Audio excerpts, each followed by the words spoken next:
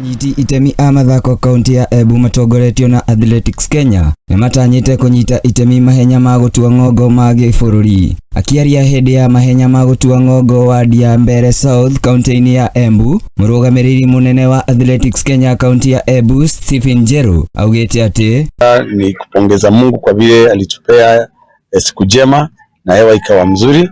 Tena tupongeza county government yetu ikiongozwa na gavana wetu Sisili Mutito Mbarire ambaye alituma director wetu Charles, na tumeona mambo vile gavana anafanya na akifuatwa na MCs wake kama Mheshimiwa Zangi ambaye tumeshinda na yeye the whole day, tukiwa na MP wetu Mukonja. Mambo ya doping, sisi aswa Embu tunajua tuko katika center ya miraa, na miraa watu wakikula miraa ni doping, na tunaongea sana mambo ya doping.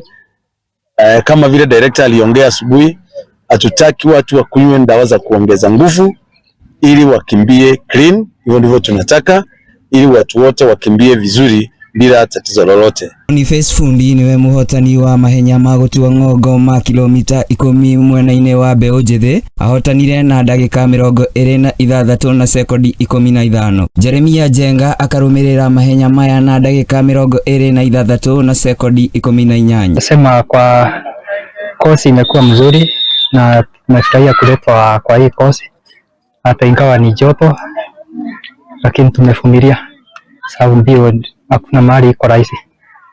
Kwa kusema ukweli kwangu kwa leo naweza sema nilikuwa average, sija kasana sana kuweka ile muda ya juu sana, lakini na tukienda kwa regional nitajaribu kuimprove mahali nimeweza kukwama kidogo. Nakwo Mwena wa Nyarari Munanu niwe ahotanire Kugerera Dakika 29 na Secodi 17. Nake Mary Jambi akorwo ari wa keri, nake Vivian Kagendo arekia ari wa gatatu. Mbio ya leo sisi sema ni baya. It's a very nice preparation for the coming regionals, but the main target is trials for the one cross country.